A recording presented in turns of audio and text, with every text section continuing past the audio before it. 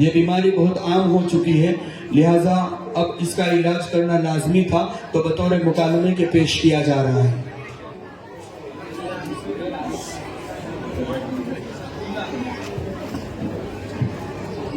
अस्सलाम वालेकुम मुजैर भाई, क्या दिन में तारे देख के चलते हो? ये तो अच्छा है कि मुझसे टकराए, किसी और से टकराते तो हड्डी पसली सब एक हो जाती। वालेकुम अस्सलाम। नहीं भाई शादाब, दिन में तारे देखे, ऐसी किस्मत हमारी कहाँ। मैं तो ये हाजी साहब की किस्मत का कमाल देख रहा हूँ। अच्छा बताओ, क्या कमाल किया हाजी साहब की किस्मत ने? भाई शादाब मेरी बात सुन, हाजी साहब के पास तो थोड़े टाइम पहले कुछ भी नहीं था, पर देख तो खरी थोड़े टाइम के अंदर उन्होंने नवी गाड़ी ली। हर्ष पर क्या है, वो भी पूरी फैमिली के साथ। न हाजी साहब ने उनकी छोकरी को इतना सुनना चढ़ाया कि मत पूछो बात। और तो और तूने खाया था उनकी छोकरी की शादी का खाना? बे भाई क्या खाना था, कोई भी खाता ने तो उसका मुंह स्वाद हो जाता ने। ये सब तो ठीक, अब ये घरस देखो ने कितना आलीशान बनवाया हाजी साहब ने। इसे देखने के चक्कर में तो मैं तुझसे टकरा गया। हाँ भाई, तुम्हारी बात 100% सच्ची है। मैं भी यही सोचता हूँ कि कल के करोड़पति हाजी साहब आज के करोड़पति कैसे हो गए। हाँ, नहीं ये कितने भी खर्च करे, इनको कोई टोकने वाला नहीं। बड़े लोगों को छोकरियों का शादी का खाना भी जायज हो जाता है। ने अपनों ने करा हुए तो सबको जायज नाजायज की तमीज आ जाती है और समझाने बैठ जाते हैं वो अलग। छोड़ो ने होएगा, अपने को क्या, अपने तो पंचायत करने का मेरा तो मिजाजन नहीं है। हाँ भाई, यह अपने लफड़े खत्म ना हो तो हुए, दूसरों के लट्ठों में कहाँ मगज खपाने का। चलो मैं तो यहाँ से निकलता हूँ, मुझे बहुत काम है। अच्छा तो भाई मैं भी निकलता हूँ, पर रात को अपनी बैठक पे मिलते हैं, आइए हो ना। हाँ हाँ भाई पक्का। अस्सलाम वालेकुम हाजी साहब, खैरियत हो? क्या बात है, इतना बड़ा ठेला लेके कहाँ जाते हैं? वालेकुम अस्सलाम हाफिज साहब, अल्हम्दुलिल्लाह मैं तो खैरियत से हूँ। कुछ नहीं, आगे चौराहे से निकला, यतीम मिस्किन बेचारी औरत और उसके भाइयों को देखा। उसने आकर मुझसे कहा कि घर में अनाज का एक दाना नहीं है, तो मैं तो गया सीधा HMW वाले के वहाँ से 1 महीने का तेल, मसाले और दूसरी राशन के चीजें ले आया और उसे वहीं देने जा रहा हूँ। बहुत अच्छा काम किया आपने हाजी साहब, अल्लाह आपके इस अमल को कबूल करे। आज के दौर में तो सगे अपने नहीं होते, आप तो किसी गैर के लिए ये सब करते हो। दुनिया में ऐसे बहुत से मुफलिस है, अल्लाह उनके लिए भी आपके जैसा कोई असबाब मुकर्रर फरमाए। आमीन हाफिज साहब, ये आपका हुस्न ज़न है मेरे लिए। अगर आपको कोई बेसहारा और बेचालुम मिले तो मुझसे आकर कुछ रकम ले जाना। उन मुफलिसीन के लिए मैं चलूँ हाफिज साहब, वो बच्चे के और वो भाई और चले न जाए। जी जरूर, आप जाइए, मैं भी जा ही रहा हूँ। काफी दिन हो गए मुफ्ती साहब से मेरी मुलाकात नहीं हुई, तो मैं उनसे मुलाकात करने जा रहा हूँ। चलिए हाजी साहब, बाद में मिलते हैं इंशाअल्लाह। अल्लाह हाफिज। जी चलिए, अल्लाह हाफिज। अभी तो शाम का वक्त है, सब लोगों की भीड़ भी लगी होगी चौराहे पर, और सबके सामने में वो औरत और उसके भाइयों को मैं तेला दूंगा तो सबकी नजरों में और ऊपर उठ जाऊंगा। चलो मैं जल्दी वहाँ जाता हूँ।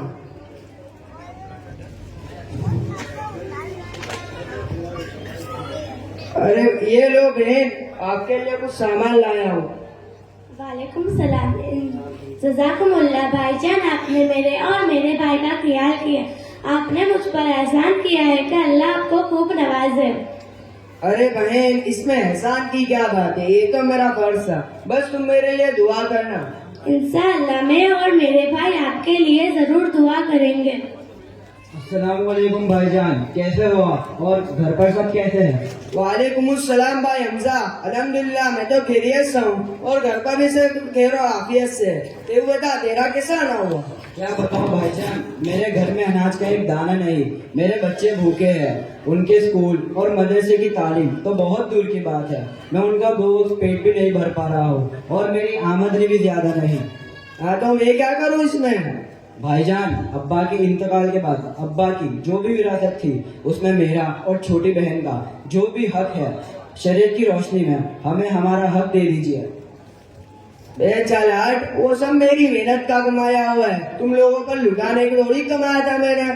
चल जा यहाँ से, मुझे भी मेरे घर जाने दे।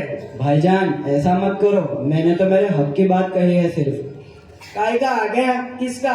कोई का भी हक नहीं है, ये सब मेरी मेहनत का है। इसमें तेरे से जो हुए ना वो कर ले, जिसके पास जाना उसके पास जा, तुम लोगों को एक पूरी बॉडी नहीं मिलेगी।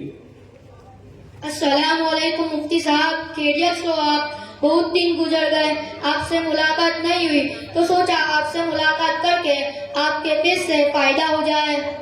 वालेकुम अस्सलाम हाफिज साहब, अल्हम्दुलिल्लाह, शुक्र है मेरे रब का। क्या हाफिज साहब, आप भी? पूरा आलम तो मेरे रब से फैज़याब है और मेरे नबी के पसीने से मुअत्तर है। मेरी ऐसी औकात नहीं कि मैं किसी को लुत्फ अंदोज करूं। अच्छा कि आप मिलने चले आए, काफी वक्त से मुलाकात नहीं हुई थी।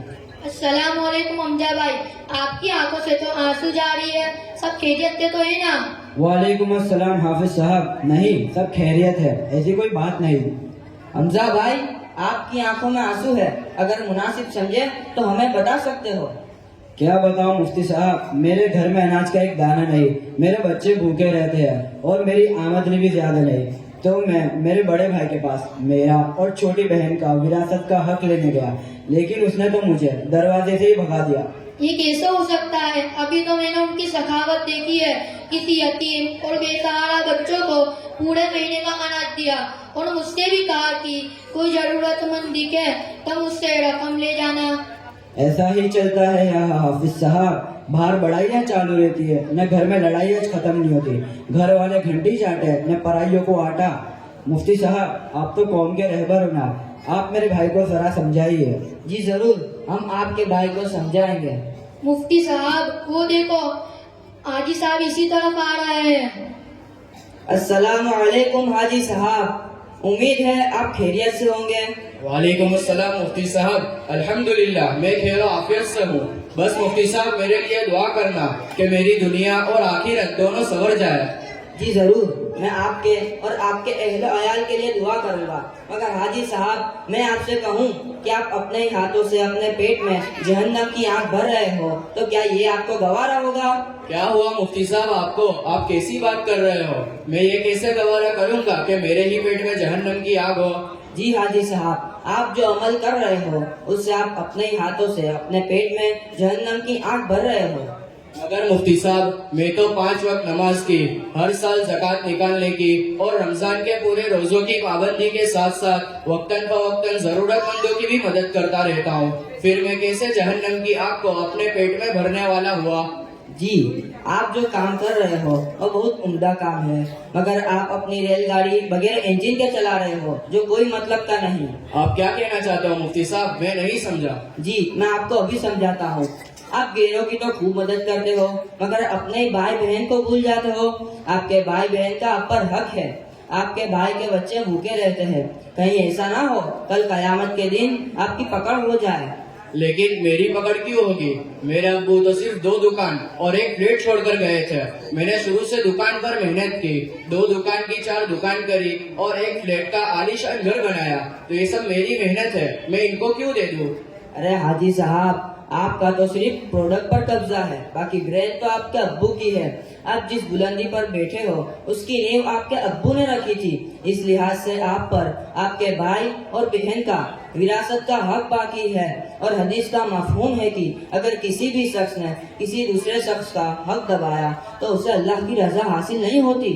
मगर मुफ्ती साहब, मैंने इतनी मेहनत की, मेरे अब्बू का बिजनेस बढ़ाया, तो मेरी मेहनत का मैं सब ये लोगों को दे दूं? अरे हाजी साहब, मैं ये कहाँ कह रहा हूँ कि आप सब कुछ दे दो। आप शरीयत की रोशनी में 1 घर, 4 दुकान और जितना भी स्टॉक हो उसे दुकान में शामिल कर दे और कर्जा निकाल कर जो रकम हाथ में आए उसके 5 हिस्से कर लीजिए और 2 हिस्से आप भाइयों के और 1 हिस्सा आपकी बहन का। मगर मुफ्ती साहब, मैं ऐसा करूंगा तो फिर मेरे पास क्या बचेगा?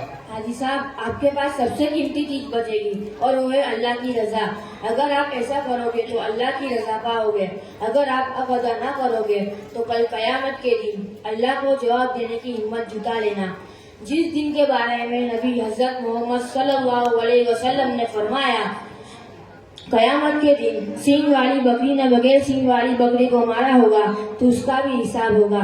जिस दिन के बारे में नबी ने फरमाया, जिस शख्स ने किसी की भी 1 बारिश बराबर जमीन दबा ली होगी, दबा ली गई जमीन बराबर 7 जमीनों का तोप गिनाया जाएगा। मगर मुफ्ती साहब, मैंने इतनी मेहनत की, उसका क्या? आपने जो आपका अब्बू की तिजारत को बनाने की मेहनत की है उसके बदले अपने भाई बहन पर नहीं अल्लाह से उम्मीद लगाओ।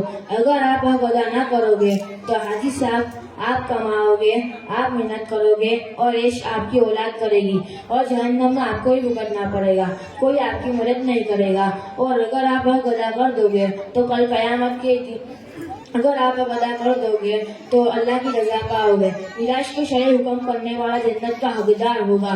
कयामत के अजाब से निजात होगी। किसी भी शख्स का माल हलाल होने की वजह से माली इबादत कबूल होती है। अब फैसला आपको करना है। वाह मुफ्ती साहब, आपने तो मेरी आंखें खोल दी। भाई हमजा, मुझे माफ कर दे। मैं तेरा और अपनी बहन का शरीयत की रोशनी में विरासत का हक अदा कर दूंगा इंशाअल्लाह। और अभी मैं तेरे लिए 1 साल के राशन का इंतजाम करता हूँ। हाँ भाईजान, मैंने तुम्हें माफ किया और अल्लाह आपको और वुसअत दे। अल्लाह आपको और पूरी उम्मत को दारैन की भलाई अता फरमाए और आपके इस नेक अमल को कबूल फरमाए। आमीन। माशाअल्लाह भाई, बहुत बेहतरीन अंदाज में इन बच्चों ने मुकालमा पेश किया।